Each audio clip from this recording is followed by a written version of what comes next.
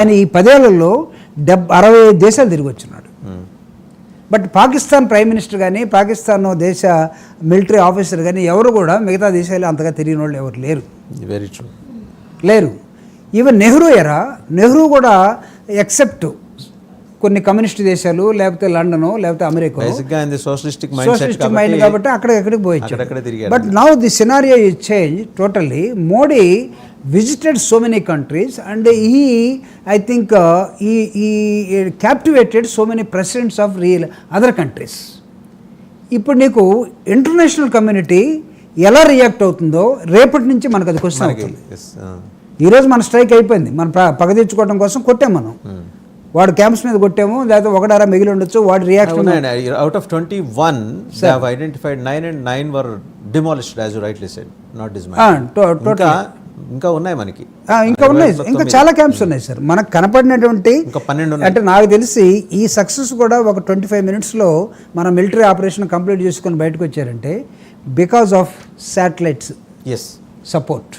అంటే నీకు satellite support తీసుకొని కరెక్ట్గా పాయింట్లు హిట్ చేయటం కోసం నువ్వు వాడినటువంటి మిజైల్స్ ఏవైతే ఉన్నాయో, ఈ మిజైల్స్ ఏ రేంజ్ నుంచి ఏ రేంజ్కి వెళ్తాయో, అగ్ని కానీ త్రిశూల్ కానీ లేకపోతే బ్రహ్మ ఇది కానీ, ఇవన్నీ కూడా మనం వాళ్ళు ఏదో వాడారో ఇంకా బయట పెట్టలేదు. ఈ మిజైల్స్ అన్నీ కూడా పాయింట్ టు పాయింట్, అంటే గ్రౌండ్ టు గ్రౌండ్.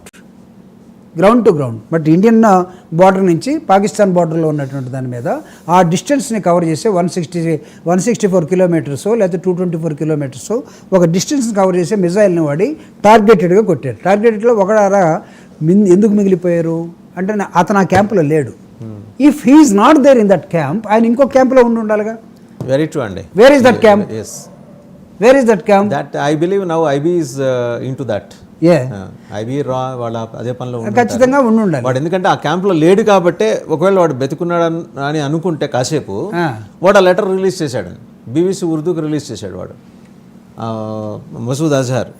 వాడి ఒక్కోసారి ఏంటంటే టు డైవర్ట్, వాడు లేదు బతికే ఉన్నాడనే ఒక ఇంప్రెషన్ కలిగించడానికి స్ట్రాటజికల్ గా వాడు పోయినా సరే చేస్తారు. నెట్వర్క్ అంటే to imbibe the moral among their terror camps. No doubt అది కూడా జరిగింది. అంటే మీరు ఎంత హిట్ చేసినా, మీరు ఎంత ఛాలెంజ్ చేసినా, మేము బతికే ఉంటాం, మేము అమీబా లాంటి వాళ్ళం, మీరు ఇక్కడ నొక్కితే అక్కడ పెరుగుతామని చెప్పడం.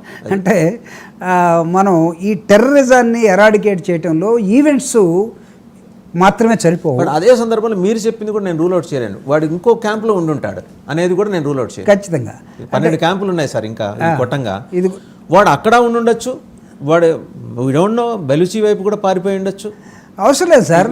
ఇప్పుడు ఆ ఏరియాలో ఉండాలి, లేదా ఆర్మీ క్యాంప్లోనే సురక్షితంగా ఉండి కూడా ఉండొచ్చు, లేకపోతే ఇంకో దేశంలో కూడా ఉండొచ్చు. క్వైట్ పాసిబుల్, ఎందుకంటే వాడి ప్రాక్సీ ఆల్రెడీ కొలంబోలో ఉన్నాడు, అచ్చం అలాంటి వాడే. సో ఇవన్నీ ఉన్నాయి. అయితే అన్లెస్ అంటిల్ మన ఇంటర్నేషనల్ సెక్యూరిటీ అనుకునే మనం కానీ, మనకు ఉన్నటువంటి ఇంటెలిజెన్సీ కానీ ఇవన్నీ కూడా కరెక్ట్గా ఐడెంటిఫై చేసి కాన్స్టెంట్లీ ఆన్ దట్ జాబ్ కాదు కాబట్టి దాన్ని మనం ఎక్కువగా మనం చెప్పాల్సిన అవసరం చెప్పలేకపోవచ్చు. అయితే ఇంత జరుగుతున్న నేపథ్యంలో భారతదేశానికి నాకు తెలిసి ఈరోజు చాలామంది ఈ అటాక్ జరిగిన తర్వాత భారతదేశంలో ప్రధానంగా ఆంధ్రప్రదేశ్లో కూడా త్రూ మీడియా నేను చూసింది స్వీట్లు పంచుకున్నారు.